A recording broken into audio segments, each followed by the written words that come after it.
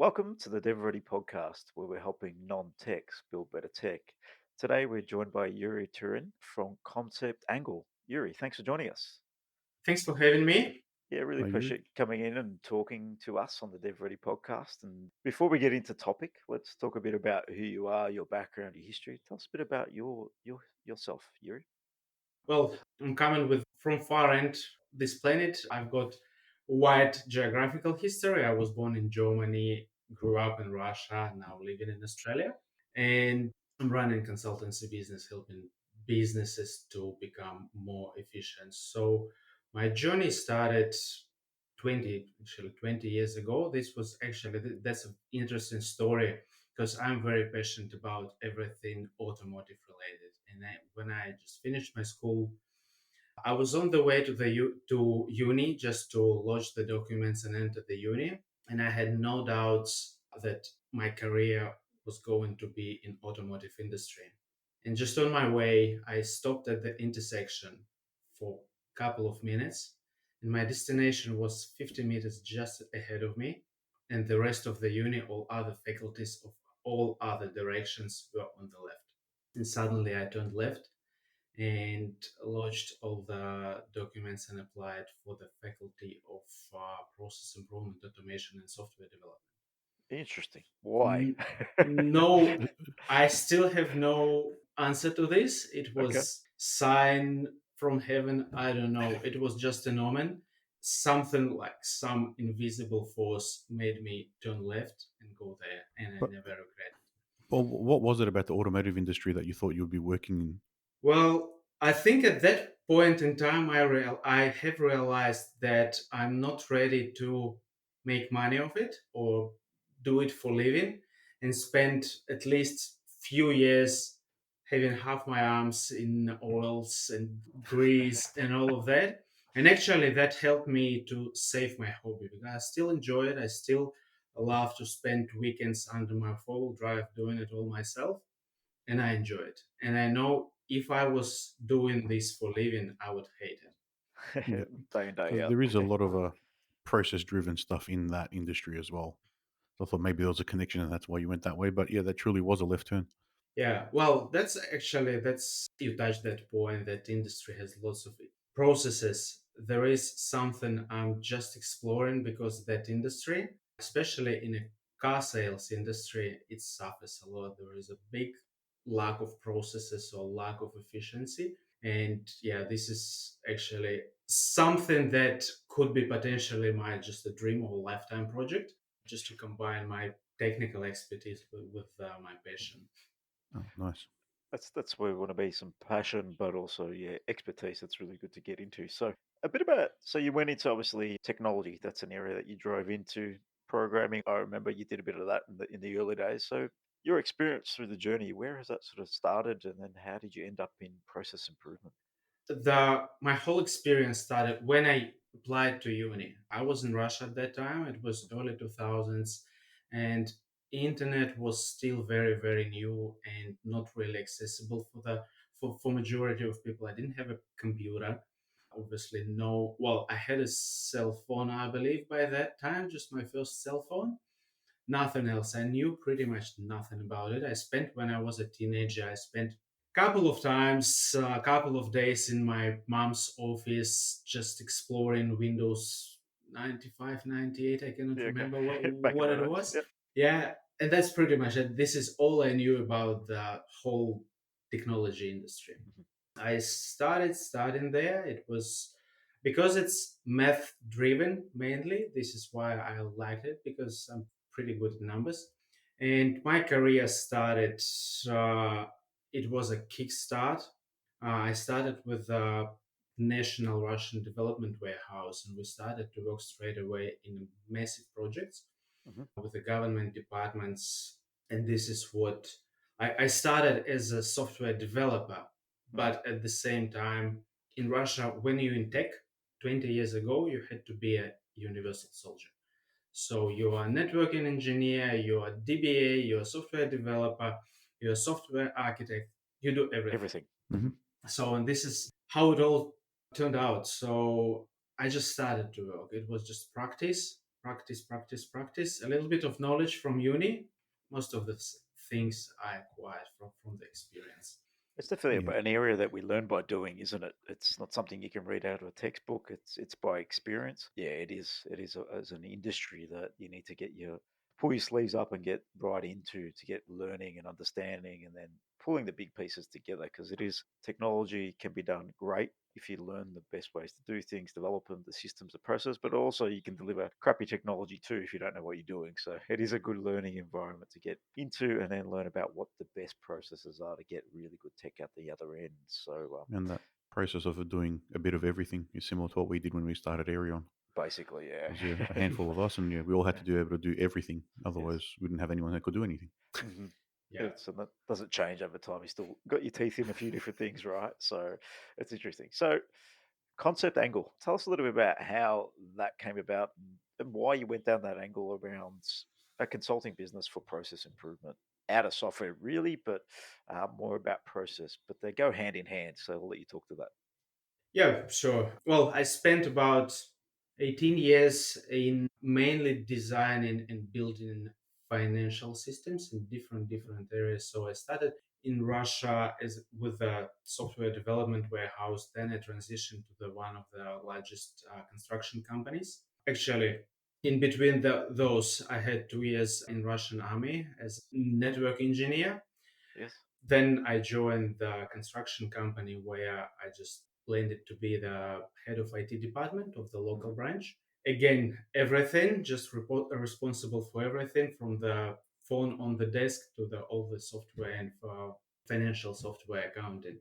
Yeah, and then I moved to Australia and pretty much started from scratch my career. My first role in Australia was a graduate developer because Okay. I came, I After all that experience, yeah. Yes, that's right. This was quite a challenge because when you come from the management position, it's very difficult to get back. But then I realized my English was very poor at that time, even though I had been learning by that time it for 15 years. But I Hmm. had been learning it in Russia, and it was Russian English. Yes. Oh, okay.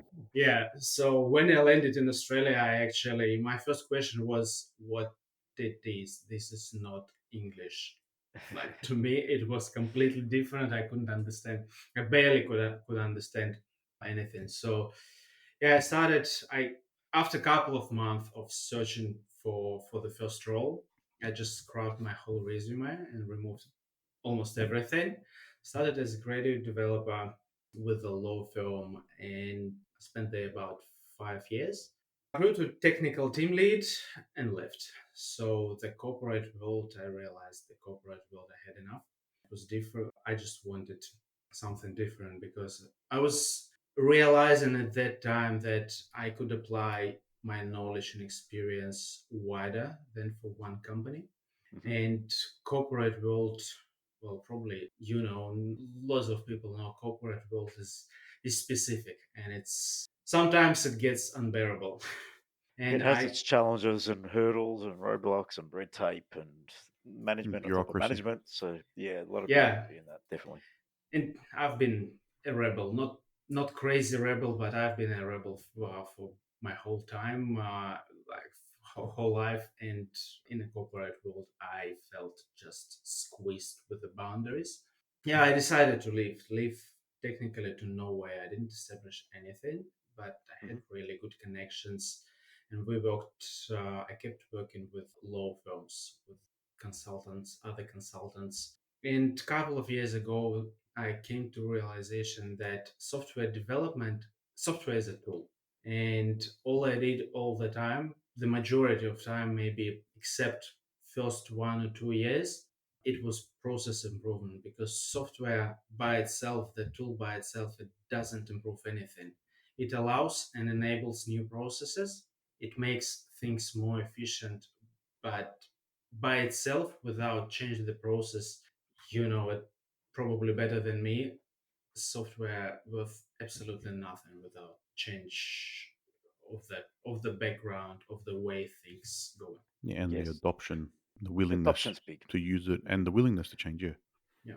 Yeah, so yeah, like I think you touched upon it there. Software's a tool. And that's all it is. And we can pluck a tool off a shelf and put it in a business, and most likely that will cause more havoc than it'll actually improve anything. So it requires a mindset shift, it requires education training, and even pulling apart your current processes because technology can maybe streamline certain things, automate certain things. So it's an important point that it is just a tool, it is Yeah. not the means to an end. Yep. A good example of that is like you think of Photoshop. An artist can create some amazing piece of art in it, and we Mm. can change colors on the logo when someone sends us a file. Yeah, Yeah. correct. It's the tool allows you to do the things, but you have to know how to do it and be willing to learn how to use it properly. Yeah, That's right.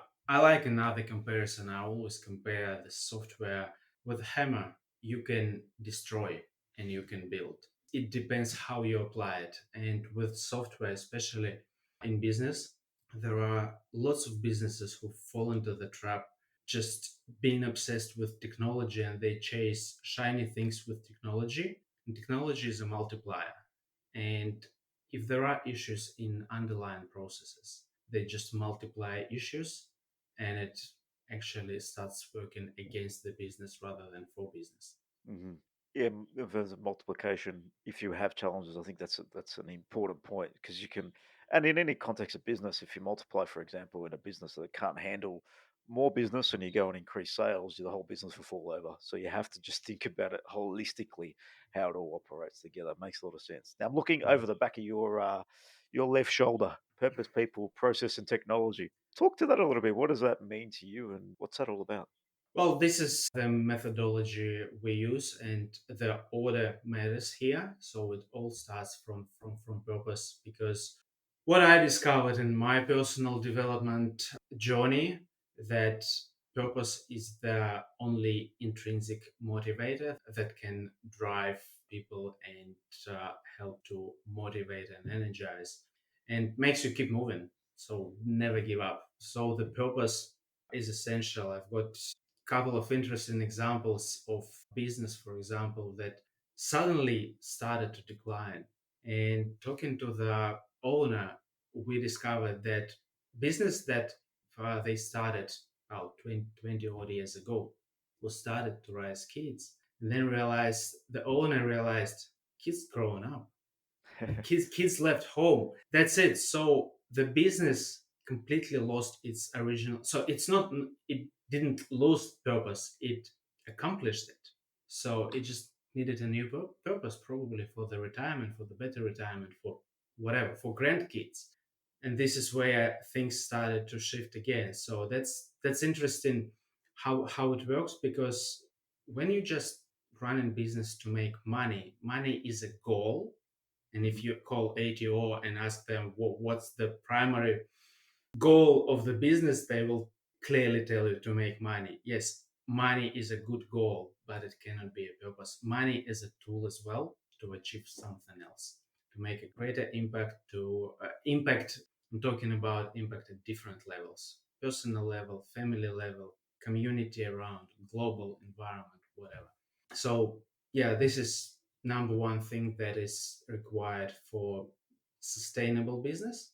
I'll spin that back on you. So purpose is bandied around quite a bit. So what's from your perspective, what's your purpose? Because I think that's important to dig into here because we can all have our own purposes and why we do certain things. And why we started this podcast is to really give back to the community. It was started as a passion project for us and really about helping people understand the challenges with building technology, especially being non-technical and what it might mean. And process is really an important topic because a lot of people that jump into this are usually, especially founders, they're really ideas people. They're more in the clouds. They're thinking about ideas from a big picture, but they don't get into detail. So when you talk about purpose for you, what drives you in terms of helping businesses improve their processes? That's a good question. I had been asking this question for quite a while in my life, and I discovered it not long ago, to be honest. Discovered and fully connected. My personal passion is to bring people, especially business owners, back home to their families, friends, hobbies, to their life by improving their business. So it is closely tied up to my personal story from my childhood. I grew up in early 90s, were pretty harsh in Russia, so USSR just collapsed It was a new country. There was lots of mess there, and my dad passed away when I was 5. So my mom had to work really hard. So she worked 2 jobs just to put food on the table, and she left home very early in the morning and came back late at night. So I barely saw her, and obviously weekends she needed just her own recovery. And this is what really drives me now. So because I believe that every human on this planet deserves well balanced life and deserves to live the life rather than suffer at work and just trying to survive. So this is my primary driver. This is what I sometimes my friends laugh at me because I probably do more work than I should be. I like that. But yeah, it is what it is. I'm doing this. I'm really passionate about making positive impact on people's lives. So in our consultancy, Uh-huh. we like KPIs, profits, revenues. It's all secondary. The impact matters. Oh, thanks for sharing that story. So, a question about your mum working 2 jobs, etc. What did that teach you? Well, I think it. My mom taught me to work hard, never give up, and look after people around me. So I think these are the most important lessons I got from her. And Yeah, and I think, yeah, yeah, no, I Good think, guiding but principles. yeah, definitely. So, and then I think the working hard is something that's pushed down in a lot of society, right? So, but I think we're here to work a bit smarter too in some capacity. So, and helping people is the next thing on your list. So, what does people mean in the context of business, and how important do you see that for us? Our team is everything. Getting them involved in decision making has seen a profound impact on the way we operate. Getting them involved, not just for me and Anthony running everything, having them making decisions, being a part of the journey has really shifted the way we think about business. What does it mean to you in terms of when you're working with businesses around people? people, first of all, people in this methodology to make sure people aligned with the Hmm. values, people understand they are part of this team, they are doing. Actually, every team member understands and realizes that whatever they do, any their activity contributes towards something bigger, something Hmm. meaningful and purposeful. Okay. So it is about the leadership. Hmm. What do you find works well in from a leadership perspective? Is it more that collaborative coach, or is it someone from the top down just ciphering off, this is what we need to do next? What seems to work well in business these days? I think coaching is the great model and probably the best model so far I've seen. Rather than management, it's leadership. So it's leading people, driving people, motivating people, and coaching them. So coaching and coaching, letting them grow because we are humans and Mm. the our inner need of every person is to grow. So in some books you can find this is the need of the soul to constantly grow and develop. It is what it is. So we need to grow. And if I'm not mistaken, Henry Ford said the human dies when he or she stops learning. Mhm. Doesn't matter whether they're 20 or 90. So we need to keep developing ourselves. I think, yeah, personal development's important. Even business development's important. And I think progress is probably a word I would look at. Yeah, learning progress. I find if we are continuously making progress and assessing things on progress and improvement, it feels you feel more content with what you're doing because there's no perfect answer.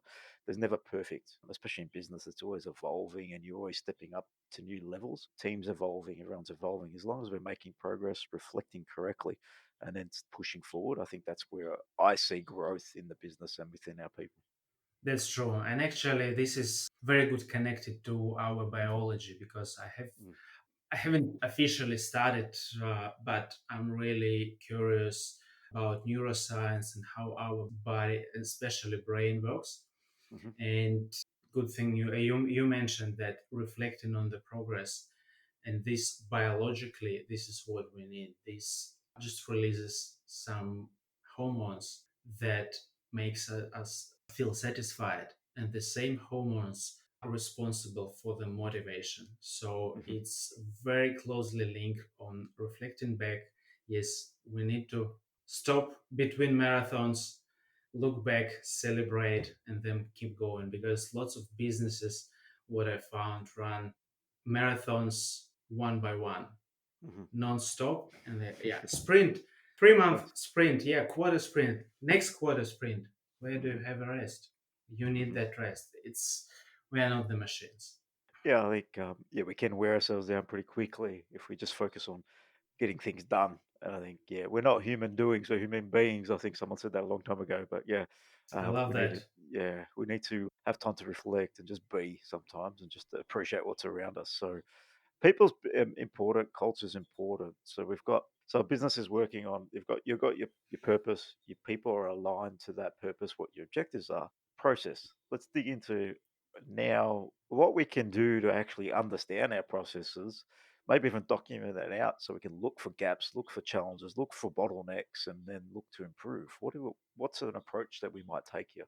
Well, the number one step is awareness. So you need to Mhm. become aware of what's going on currently before changing anything. So the most important thing is to come to realization there is a process behind it. Some processes can be broken, some processes can be pretty chaotic and messy, but it is imperative to just realize what it is, what's going on there from start to the end. And then once, the easiest way, we are visual, 70% of people have dominant visual channel. So once Mhm. it's all visual in a flow charts, whatever works, there is no preference. But this is Sticky notes number, on a whiteboard could be anything. yes, Yes. sticky Nice. notes. That's best tool ever, non-replaceable, the easiest to use.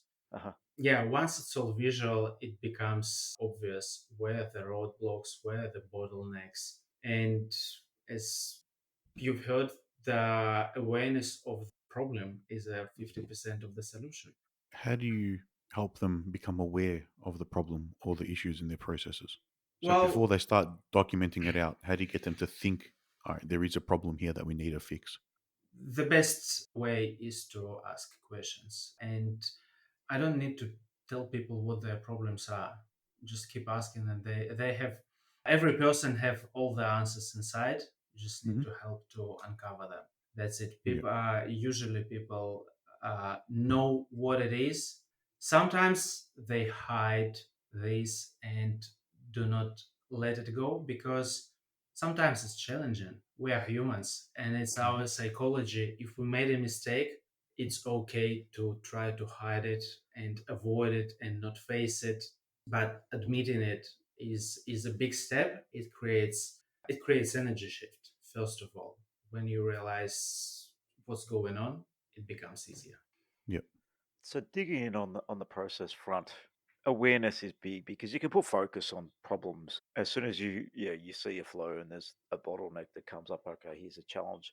We have one of these in our business right now that we've created that we're working on. But it's all about just bringing that awareness to front, so you put some focus and energy on it and begin to problem solve. I think it's easier to problem solve once you know what it is, what the challenges are. If you're in a place of unknown, you're in big trouble. If you don't know what your problems are, it becomes difficult to work on them, right? And you might put your energy in the wrong areas. And looking back in our businesses, we've done this before, just assuming there's a problem here, but really the underlying issue might be somewhere else in the process or in the stream of what we're up to. So I think it's important what you say, just draw it out, map it out, and just think about all the steps, because you might be focusing here where it might be three trees down that the real problem lies. Yeah, that's true. And one of the things that sometimes just need someone externally, someone to look from outside, not necessarily from the same industry or with the Mhm. same expertise. Sometimes the clear mind works much better, because it's very often we cannot see the forest behind the trees. And we're all guilty, and I'm guilty of that as well. Sometimes I cannot see the obvious problem within my environment, within my work environment, but I can easily pick it somewhere else for someone else. That's, yeah, this is how again, this is a blind spot. This is psychology and our biology, how it all works.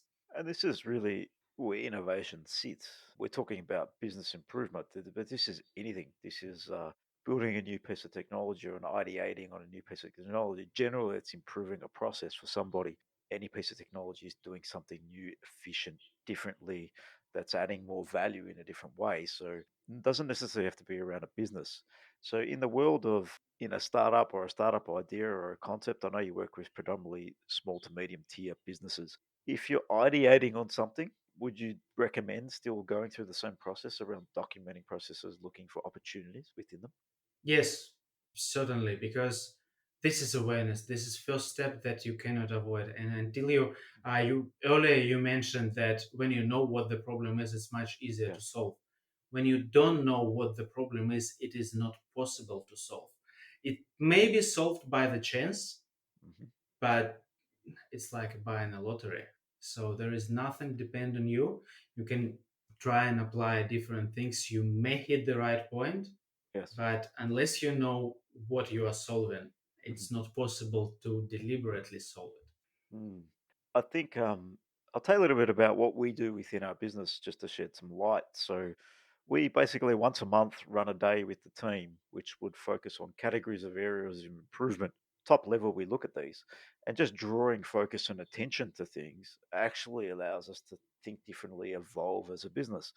I think some people get too stuck in the day to day, and we've done that in the past where you just for a year or two you're just doing the same thing. But customers don't want the same. Your people don't want to be doing the same.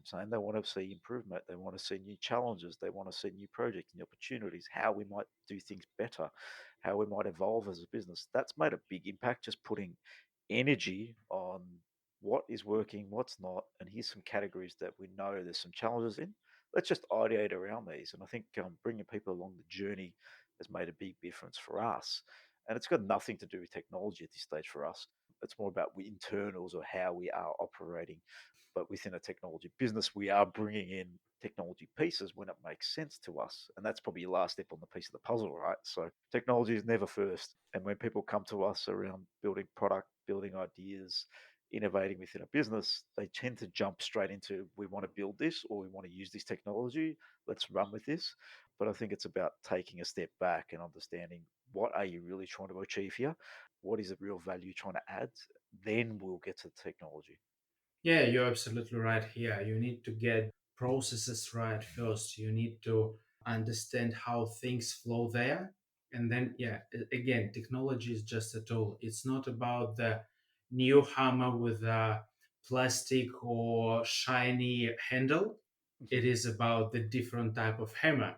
Or mhm, maybe that's a powered hammer, like whatever. The processes matters, and technology, it is lots of businesses go with what technology offers, not what they need, and they limit themselves. So well done on having that monthly catch ups. This is a great step, and I'm pretty sure you are ahead of 80% of businesses overall who are just not doing this. And the most popular answer, I like one of the questions that I ask very, very often: why you do things this way? The most mhm. popular answer, because things always been this way. This is the It's a good most answer, isn't it? this is the most dangerous and the saddest answer, actually, because people just go with the flow, with the current. They don't think how it can change. And also, you mentioned in the previous question the term innovation. I believe this term really scares people, and it was massively overused in technology space. Mhm, So any innovation directly associates with the technology. So it's digitalization, AI. There are lots of abbreviations and mhm, terms from technology that scares people because it is unknown. And I look at innovation as just doing things better than yesterday. Doesn't matter with technology or without sticky notes. It's just to improve. Doesn't matter how. Yeah, it just needs to be something new. It doesn't Yeah. have to be technology. Well, it can be something old, Yeah, but just better improved. than improved, better Better than than yesterday. yesterday. Yeah. Yeah, Yeah, that makes sense because, and I think the answer to why you've done things the way, why you do things the way you do, because we've always done them. That's a problem in a business. We should be questioning the way we operate because if we're not, someone else is, and if we're not, someone else will be adding more value to the industry, to our customers, to the communities abroad if they're answering those questions. Because if we don't question the way we've done things in the past, there is no innovation. Innovation comes from someone asking a different question. That's what it is, really. yeah, that's right. Questions matter, and maybe you can see that's Mhm, about four questions. Purpose is why and where. So where you going and why. mhm, Then next question is who is walking the walk with you. How is the process and what is the tech? What mhm. helps you to get there? So yeah, it's all about right questions. So when you get into technology, and this has come up in a few of our podcasts before, I think Ann Mills, I don't recall the number that for podcast, but she ended up going down the journey of just building some tech, and then that tech fell over by, and she realized that she didn't actually need tech; she needed to work out her processes first. So sometimes she spent a good year or two working out her processes because the tech fell over. She had a bad experience there, but her learning has been that even if that tech was built to a way that she wanted it back then, it still wouldn't have met the needs of her customer or of her business anyway, because she didn't give it enough time to get the processes right. So I think we still want to be using pen and paper, and documenting things in a roundabout way can sometimes be a better means than jumping straight into the technology. I think picking something off the shelf is often an option for people, but if you're going to build technology, and if that's really the outcome, you really want to have your processes down pat before you jump into that, or at least you're on a journey to continuously evolve. Because yeah, you might build something that has no value to anybody in the end if you don't really do the homework up front. That was episode 29 if you want to hear that journey. Yeah, yeah, it was an interesting journey, that one. Exactly. In my career, I've seen so many examples where, especially when tech people start Uh-huh. the business, they get Mm. obsessed with their tech rather than with the market needs, like with the problem and solution. It's all coming with the tech, and this is where it all falls apart. Yeah, focus too much on tech and you pretty much set yourself up for failure. It is a business model that you're establishing, it is an operation. It does have customers at the end of the journey, and you need to be able to create value. And if you're not answering a key problem, like you said, then what is your real value other than a Yeah. shiny object that people might try and then walk away from because there's no real added benefit to them? So, yeah, it's about how are we creating I would move customer to the first place value. in this chain, because Yes. unless you really understand customer's Uh, problem, not your own uh, problem, which you want mm. to solve, customer's problem, then there is very low value in everything you do. It's very true. So our purpose, when we go back to that, the top of the tree there, for me, purpose has to stem through not just my purpose. It's what is the purpose that we're delivering for our customers? What are we trying to achieve here for them, not for us? I find that purpose for somebody else drives me a bit more than purpose for myself. I think I've read about this a number of times. Doing something for someone else, we're more inclined to do that than ourselves. Sometimes we, yeah, can be a bit lenient on ourselves, but when we have a bigger picture and a bigger impact, that can drive us forward. So, what would you say about purpose and where you should spend your energy from a purpose perspective? That's a good question.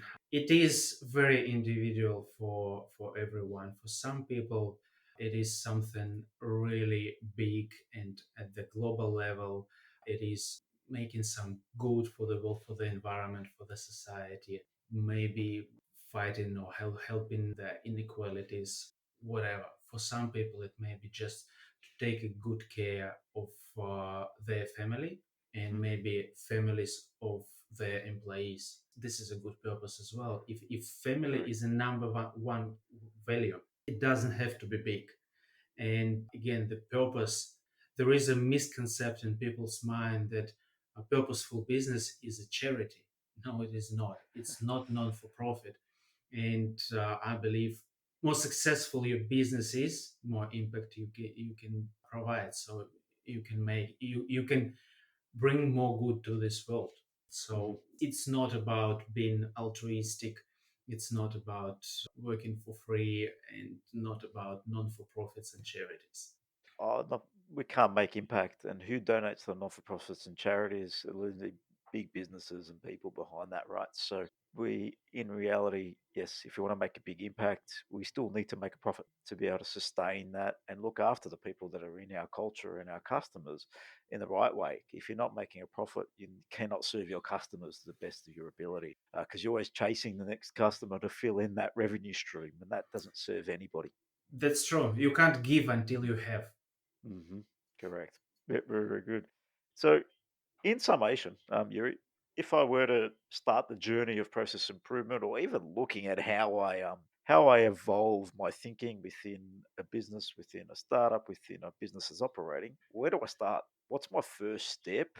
What are a couple of key questions that might get me on the momentum to this process improvement that we're talking about here?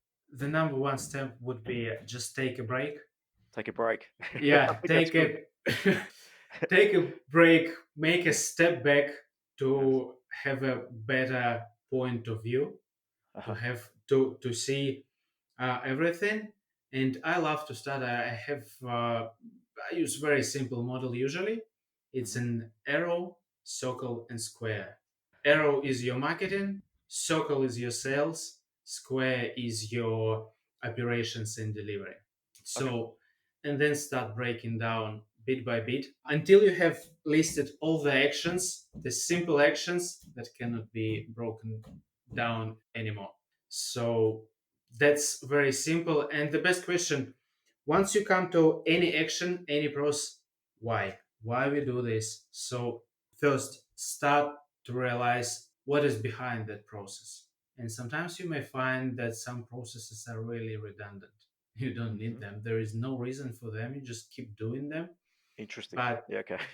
there is no value. Yes, some processes have really solid reasons behind them, be it legislation, compliance rules, tech limitations. Like there are lots of documentation and compliance around that, and that's okay. Some other processes they need to be questioned. Yeah, just to understand why when you understand why you do things and it is meaningful for you, it's much easier to do them, even though they are routine and boring and repetitive.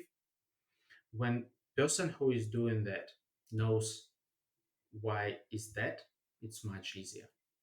Um, that's number one. Number two, who people who are doing that, who is responsible.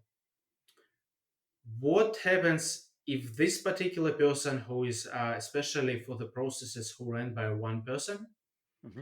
if that person wins a lottery tonight and flies to Hawaii tomorrow, What do you what do? would you do? Yeah. Do you have a Yeah. backup plan? Who is a who is your backup? Who knows the process? Where the process is? So it's about knowledge retention as well.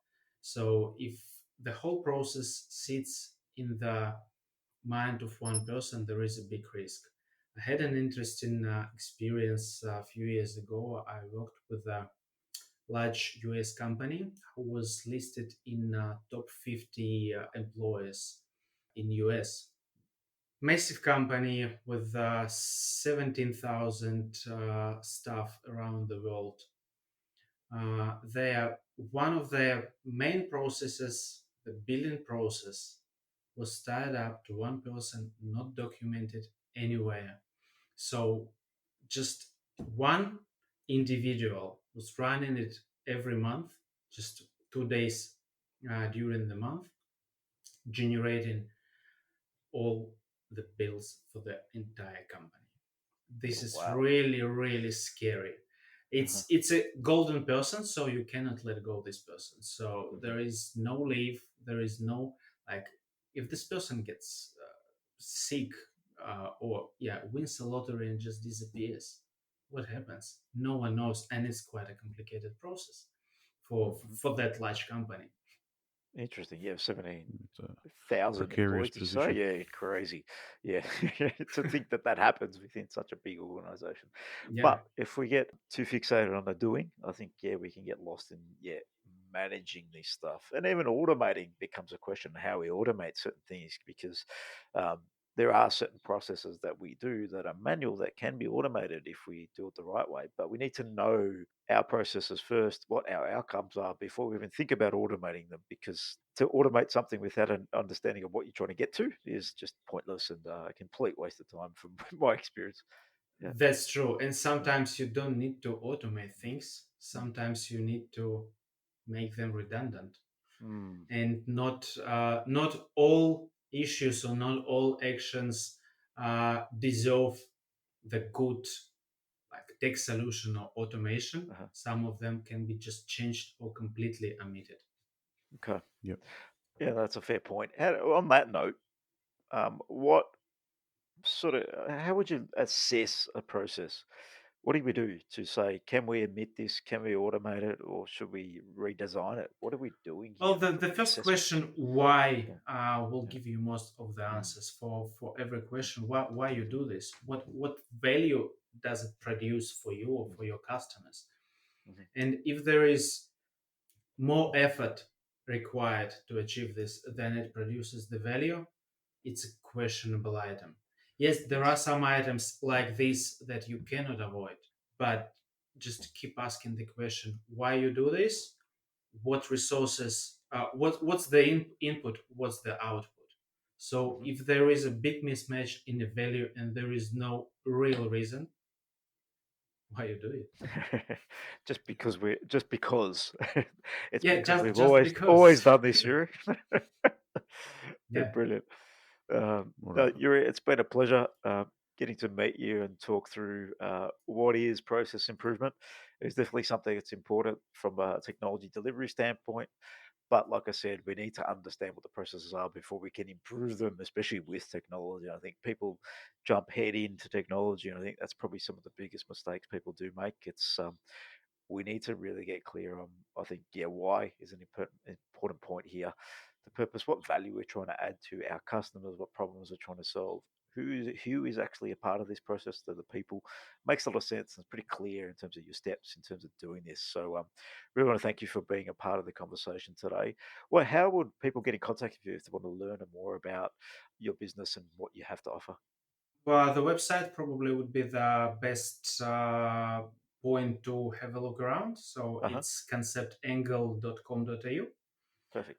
There is a scorecard, a quick and free assessment tool. Mhm. Actually, the new one is will be launched in a couple of weeks' time. Okay. I'm just finishing the business sustainability scorecard. And LinkedIn, I'm always open to conversation and glad to. Yes, really appreciate your time coming on and talking about processes. And I'll do that again because I think it just cut me before I started. So, Yuri, thanks for coming on. Really enjoyed talking about processes and how we might improve them. Obviously, there is a bit to this understanding purpose, people, technology is generally last. Some people like to jump into it first, but hopefully through this experience, they'll learn that's probably the last piece of the puzzle. So, if anyone wants to find out more about you, how can they reach out to you? Yeah, sure. The best place to have a look around would be the website, which is conceptangle.com.au. And more than welcome, I'm happy to connect on LinkedIn. I post some tips there as well and would love to connect and have a chat. It's having a chat is free, so I'm always open and I'm curious to meet new people, regardless of industry or whenever we can do something together. And I'm a big believer in collaboration, so I'm always It open to is an chat. important point, collaboration. I Yeah, think if business has changed, we need to collaborate as business owners within business, different industries, even competition can collaborate. So I think it's a really important point that you raised there. So once again, thanks Yuri for joining us. And if you liked the episode today, please like and subscribe in the links that will come along in terms of Spotify and everything. So really appreciate your time, Yuri. Thanks for joining us. thanks, Andrew. Yeah. Thanks, Yuri. Thanks, Anthony.